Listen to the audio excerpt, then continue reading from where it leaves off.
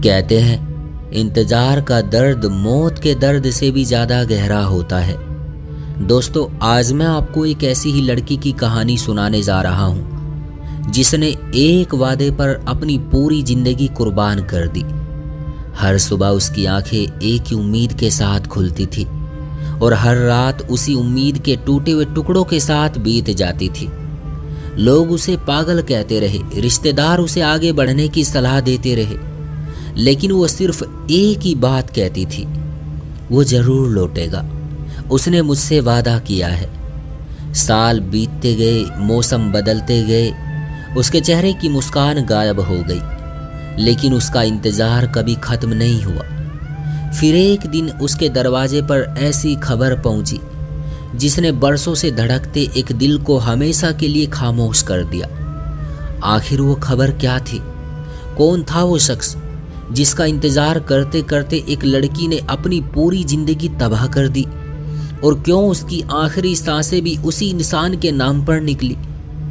जब शेखर अमेरिका जाने की तैयारी कर रहा था, तब घर के हर सदस्य ने उसे बहुत समझाया था, बेटा मत जा, अपने ही देश में तुम्हें इतनी अच्छी नौकरी मिल रही है, फिर अपनों से इतनी दूर जाकर रहने की क्या जरूरत है।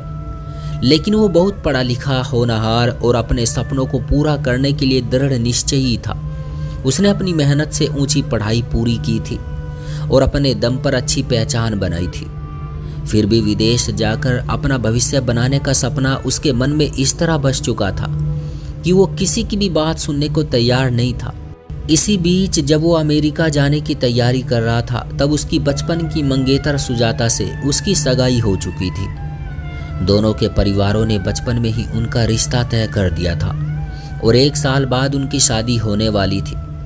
दोनों एक दूसरे से दिल से प्यार करते थे। जब शेखर के अमेरिका जाने का समय आया तो सुजाता ने नम आंखों से उसका हाथ पकड़कर कहा, शेखर अभी मत जाओ, पहले हमारी शादी हो जाने दो, उसके बाद चले जाना।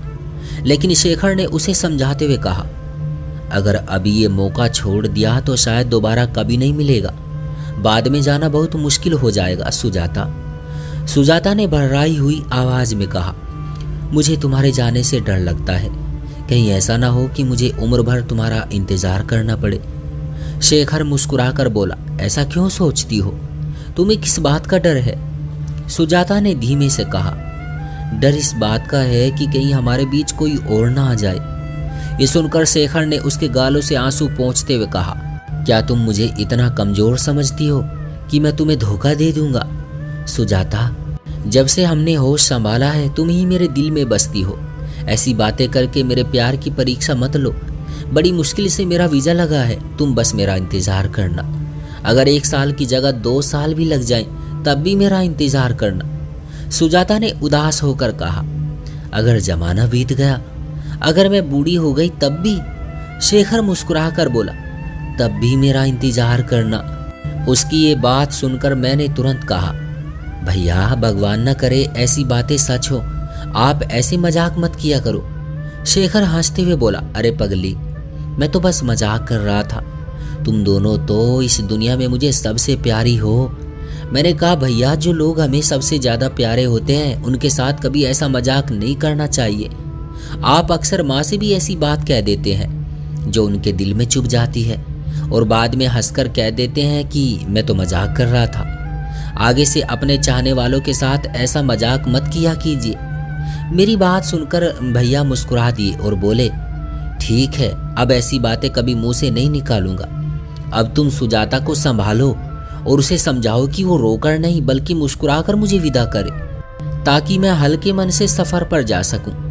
इतना कहकर वो अपने दोस्त के साथ चले गए। दिन भर अपने जरूरी काम निपटाते रहे और शाम को घर लौटे। घर से निकलते समय उन्होंने हम सबसे गले मिलकर विदा ली। उनके दोस्त ही उन्हें एयरपोर्ट छोड़ने वाले थे, इसलिए हम में से कोई भी एयरपोर्ट नहीं गया। भैया चले गए और हमारे हिस्से में बस उनका इंतजार रह गया। जिस दिन शेखर और सुजाता की सगाई हुई थी, उस दिन माँ और सुजाता की माँ, जो हमारी बरसों पुरानी पारिवारिक मित्र थी, दोनों ने खुशी से कहा था, भगवान दोनों की जोड़ी हमेशा सलामत रखे, किसी की नजर न लगे। ये रिश्ता तो जैसे ऊपर वाले ने ही बनाया है। बचपन से ही दोनों परिवारों ने तय कर रखा था कि बड़े होकर शेखर और सुजाता की शादी होगी। जब भैया अमेरिका जाने लगे तब माँ ने उनका हाथ पकड़कर कहा, देख बेटा, तुझे मेरी कसम है, अमेरिका जाकर किसी विदेशी लड़की से शादी मत कर लेना, वरना सुजाता सारी उम्र तुम्हारा इंतजार करती रह जाएगी। उसके माता पिता ने उसे अपनी बहू मानकर हमें सौंपा है, उसके जीवन का भरोसा मत तोड़ना। ये सुनकर भैया ने माँ के सिर पर हाथ रख कर कहा, माँ तुम्हारी कसम, मैं ऐसा कभी नहीं करूँगा। शेखर ने माँ के सिर पर हाथ रख कर कहा था, माँ मैं आपका विश्वास कभी नहीं तोड़ूंगा। उसकी ये बात सुनकर माँ के चेहरे पर भी भरोसे की चमक लौट आई थी। उन्हें पूरा यकीन था कि उनका बेटा कभी सुजाता को धोखा नहीं देगा और ना ही परदेश की चमक दमक में अपने रिश्तों को भूल जाएगा। शेखर 1 साल में लौटने का वादा करके गया था, लेकिन देखते ही देखते हमने पूरे 6 साल एक एक दिन गिनकर काट दिए। सुजाता की निगाहें हर समय दरवाजे पर टिकी रहती थी। शायद ही कोई ऐसा दिन बीता हो जब उसने मेरे पास बैठकर शेखर को याद ना किया हो। उसके लिए इंतजार का हर पल किसी 1 सदी से कम नहीं था। फिर एक दिन वो भी आया जब शेखर वापस लौटा, लेकिन वो हमारी खुशियां नहीं बल्कि हमारी उम्मीदों का जनाजा अपने कांधों पर उठाकर आया था। उसके साथ एक गोरी अमेरिकन मैम थी। उसे देखते ही मेरा दिल जैसे बैठ गया और माँ का चेहरा भी पल भर में उतर गया। उस समय हमारे मन में बस एक ही सवाल था कि अब हम सुजाता और उसके माता पिता का सामना कैसे करेंगे। सच कहूँ तो उस विदेशी मैम को देखकर मेरे मन में उसके लिए कोई अपनापन नहीं जागा। मेरी आंखें तक उसे स्वीकार नहीं कर पा रही थी, लेकिन शेखर की खातिर मैंने अपने चेहरे पर झूठी मुस्कान ला ली और उसे घर के अंदर बैठाया। तभी पता चला कि वो सिर्फ शेखर की पत्नी ही नहीं बल्कि उसकी एक प्यारी सी नन्ही बेटी की माँ भी थी, जिसकी रगों में हमारे परिवार का ही खून दौड़ रहा था। माँ ने वर्षों पहले सुजाता के लिए बड़े प्यार से जो खानदानी चंदन का हार और सोने के कड़े संभाल कर रखे थे, वही भारी मन से निकालकर उस विदेशी बहू के सामने रख दिए। उस समय माँ के चेहरे का दर्द शब्दों में बयान करना नामुमकिन था। माँ ने शेखर के सामने अपनी आंखों से एक भी आंसू नहीं गिरने दिया, लेकिन जैसे ही वो अपने कमरे में गई उनका सब्र टूट गया और वो जी भरकर रो पड़ी। उन्होंने अपने सारे दर्द को इसलिए छिपा लिया था क्योंकि उनका इकलौता बेटा 6 साल बाद घर लौटा था। वो नहीं चाहती थी कि उनकी वजह से उसके घर आने की खुशी फीकी पड़ जाए। ये सोचकर भी मन कांप उठता था कि अच्छा हुआ पिताजी और दादाजी ये दिन देखने के लिए जिंदा नहीं थे, वरना शेखर की इस बेवफाई का सदमा शायद वे सह नहीं पाते। दूसरी तरफ मेरा मन बार बार बेचैन हो रहा था। समझ नहीं आ रहा था कि मैं सुजाता के घर जाऊं और उसकी उम्मीदों से भरी आंखों में अपने भाई के लौटने की खुशी भर दूं, या फिर उसे वो कड़वा सच बता दूं जो उसकी पूरी दुनिया उजाड़ देने वाला था। लेकिन सच तो एक ना एक दिन उसके सामने आना ही था। पहले उनका घर हमारे घर के बिल्कुल पास था, इसलिए दोनों परिवारों को एक दूसरे की हर छोटी बड़ी बात की खबर रहती थी। लेकिन कुछ साल पहले सुजाता के पिता के निधन के बाद उसके बड़े भाई ने अपनी पत्नी के कहने पर वो पुश्तैनी मकान बेच दिया। उसने अपनी माँ, छोटे भाई और छोटी बहन को उनके हिस्से के पैसे देकर अलग रहने के लिए कह दिया और खुद नए घर में जाकर बस गया। अब सुजाता और उसकी माँ का घर हमसे काफी दूर हो गया था।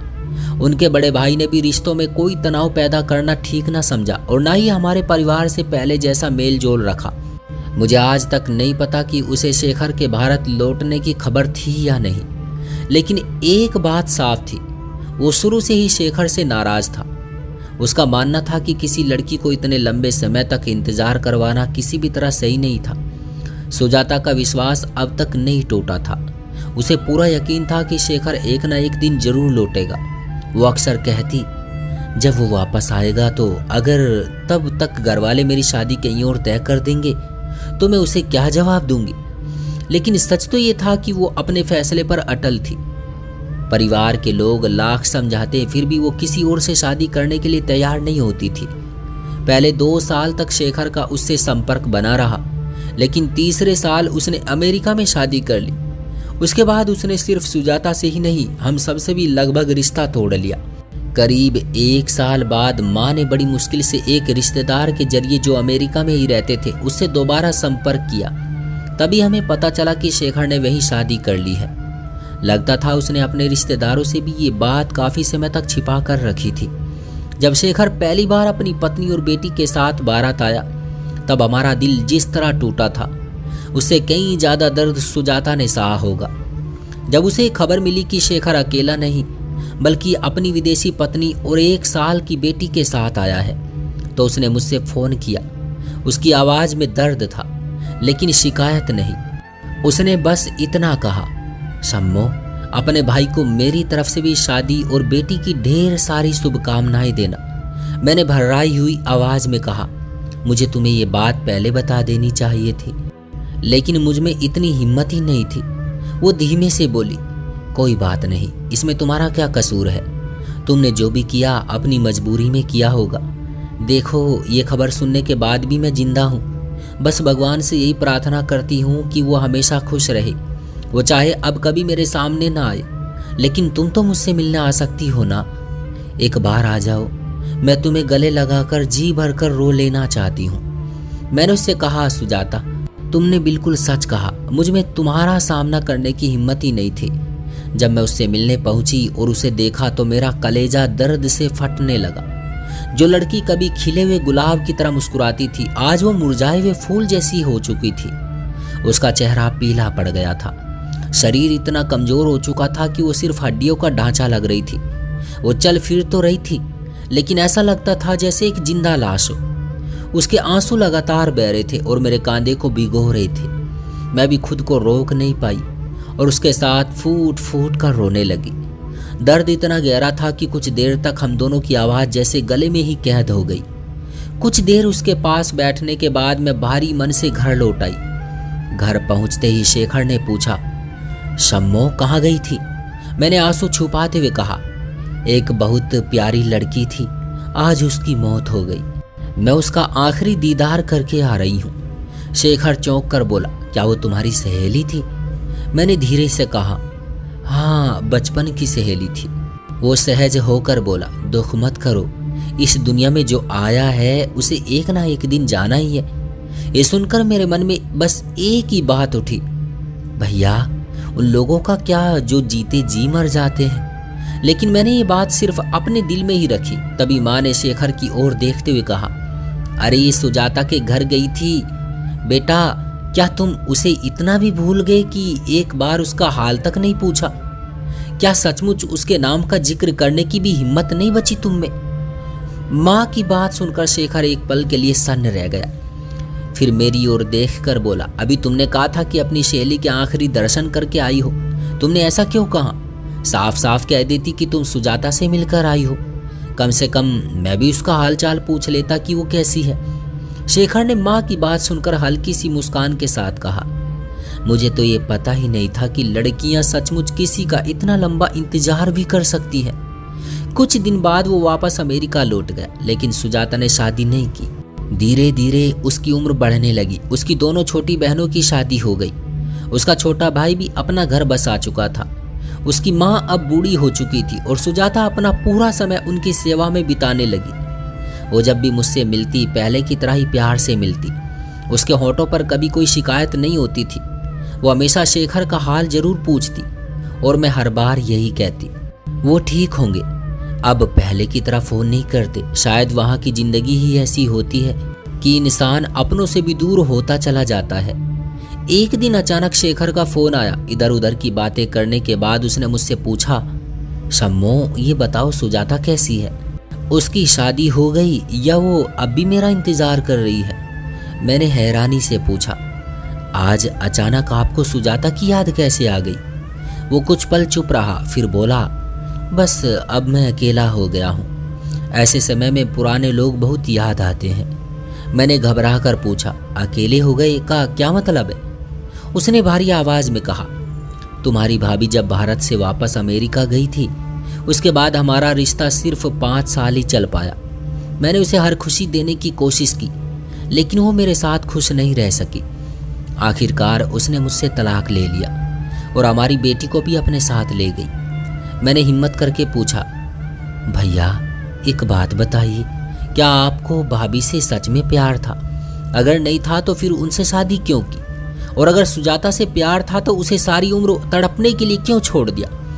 मेरी बात सुनकर वो कुछ देर चुप रहे, फिर बोले, नहीं शंभो, मुझे उससे प्यार नहीं था। मैंने उससे सिर्फ इसलिए शादी की थी ताकि अमेरिका में रहना आसान हो जाए और मुझे वहाँ की नागरिकता मिल सके। प्यार तो कभी था ही नहीं।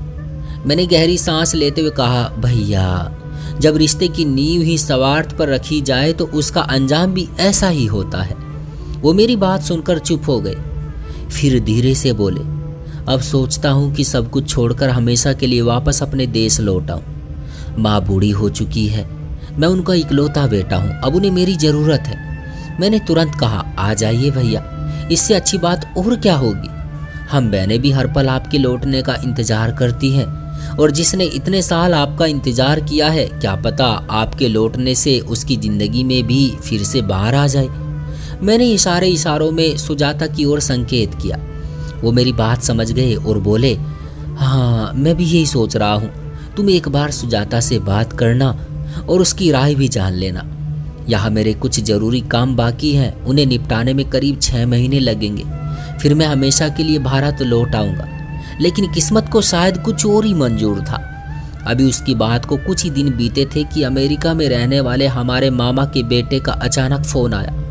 वो पहले किसी दूसरे शहर में रहता था, लेकिन अब न्यूयॉर्क में रहता था और शेखर के काफ़ी करीब भी हो गया था। उसने जो खबर सुनाई उसकी कल्पना तक किसी ने नहीं की थी। उसने बताया कि हमारा प्यारा शेखर अब इस दुनिया में नहीं रहा। कोरोना ने उसे हमेशा हमेशा के लिए हमसे छीन लिया था। इस बार भी मेरे लिए सुजाता का सामना करना आसान नहीं था, लेकिन उसे ये सच बताना भी ज़रूरी था कि अब उसके इंतज़ार की मंजिल पूरी आ चुकी है। मन ही मन में सोच रही थी, सुजाता, अब खुद को संभाल लो। तुम्हारे प्यार की टूटी हुई नाव अब जिंदगी के इन तूफानों का सामना नहीं कर पाएगी। जिस इंसान का तुमने बरसों इंतजार किया, उसकी कहानी अब हमेशा के लिए ख़त्म हो चुकी है। जब मैं उसके घर पहुंची तो उसने उम्मीद भरी नज़रों से मेरी तरफ देखा, जैसे मैं उसके लिए कोई खुशखबरी लेकर आई हूँ। लेकिन उसकी आंखों में झलकती उस उम्मीद को देखकर मैं खुद को संभाल नहीं सकी। मेरी आंखों से आंसू बहने लगे। मैं उसके पास गई और कांपती हुई आवाज़ में उसके कान के पास धीरे से कहा, सुजाता, तुम्हारे बेवफा परदेसी मंगेतर शेखर का न्यूयॉर्क में कोरोना की वजह से निधन हो गया है। मेरे मुंह से इतना सुनना था कि उसका पूरा शरीर एकदम ढीला पड़ गया और वो मेरी बाहों में झूल गई। मैं घबरा गई और तुरंत उसकी माँ को आवाज़ लगाई, लेकिन वो उम्र और बीमारी की वजह से जल्दी उठकर नहीं आ सकी। मैं किसी तरह सुजाता को संभालते हुए उसे पलंग तक लाई। मैंने उसके चेहरे के सामने हाथ रखा तो उसकी सांसें थम चुकी थी। बरसों का उसका इंतजार उसी पल खत्म हो गया था। शायद जिस उम्मीद के सहारे वो अब तक जी रही थी, उसी उम्मीद के टूटते ही उसके जीने की वजह भी खत्म हो गई थी। सुजाता हमेशा के लिए इस दुनिया से चली गई। मैं वहीं बैठी अपने हाथ मलती रह गई। बार बार मेरे मन में यही ख्याल आ रहा था, काश मैं आज यहाँ ना आती, काश मैं उसे ये खबर ना देती, शायद वो कुछ दिन और जी लेती। लेकिन फिर लगा कि शायद यही उसकी किस्मत में लिखा था। भगवान ने मुझे ही उसके जीवन के अंतिम पल का साक्षी बनाया था। कहते हैं, जब इंसान के जीने का मकसद खत्म हो जाए तो जिंदगी सिर्फ सांसों का नाम रह जाती है, और जब दिल में जीने की चाह ही न बचे तो इंसान जीते हुए भी जिंदा नहीं रहता। सुजाता की कहानी इस कड़वे सच की सबसे बड़ी मिसाल थी। उसने अपनी पूरी जवानी सिर्फ एक वादे और एक उम्मीद के सहारे गुजार दी। जिस इंसान को जीवन भर अपना मानती रही, उसे इस दुनिया में कभी अपना नहीं बना सकी, और जब उसके लौटने की आखिरी उम्मीद भी हमेशा के लिए खत्म हो गई तो उसने भी इस दुनिया को अलविदा कह दिया। उसके यूं चले जाने का दर्द आज भी मेरे दिल में जिंदा है। मेरी बाहों में उसने अपनी आखिरी सांस ली थी। ये बात मैं आज तक नहीं भूल पाई। सच तो यही है कि इस दुनिया से एक दिन हर किसी को जाना है, किसी को पहले, किसी को बाद में। लेकिन जो लोग सच्चे प्यार में धोखा खा जाते हैं, वे अक्सर उस दिन नहीं मरते जब उनकी सांसें रुकती है, बल्कि उसी दिन भीतर से मर जाते हैं जिस दिन उनका विश्वास, प्यार टूट जाता है। दोस्तों, क्या ख्याल है आपका इस कहानी के बारे में? कमेंट जरूर कीजिएगा। वीडियो को लाइक करें और चैनल को सब्सक्राइब करके बेल आइकॉन जरूर दबा दीजिएगा। मुझे दीजिए अगली वीडियो तक इजाज़त, तब तक के लिए धन्यवाद।